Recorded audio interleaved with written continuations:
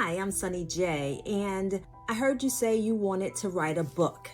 Okay, so I don't know if it's something you've been thinking about for quite a while or it's a new thought, but a couple tips I have for you. One, if you're thinking about what to write about, well, writing about your life is the easiest book, right? Because you know your life better than anybody else, and you're going to write it from your perspective, right? And so it could be very, very beneficial as far as helping someone else, right? But it also can be a catharsis. It can help you deal with some issues maybe that you hadn't dealt with in the past. If you haven't read the book Looking in the Mirror by Roslyn B. Jones, it's the story about her life. It was actually turned into a movie as well. Check out the interview that we had with Roslyn B, talking about how to write a book and the benefits that come from writing a book about your life. What's the inspiration behind Looking in the Mirror? I would say the inspiration is because of the struggles and issues that I went through in my life. Give them some tips about how would you start to write a book?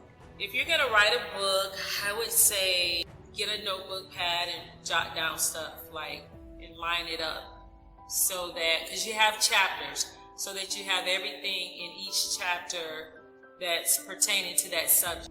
And then write, take notes, jot down different stuff that you don't forget, because you may be writing over here and think of something that can go in chapter 10. So just jot it down so that when you get to chapter 10, it goes with that chapter, you can remember it.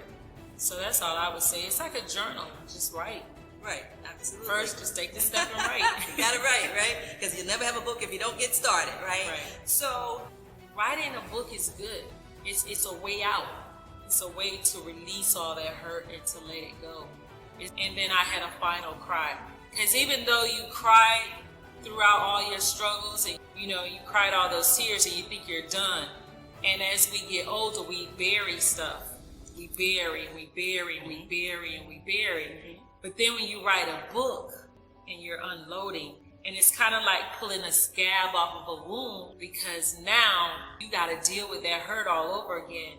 So as I was writing about different topics and different situations that I went through, the tears just flowed because you think you're over it, but really you're not over it because you never dealt with it. right. A great thing to do if you don't know what to write about your life.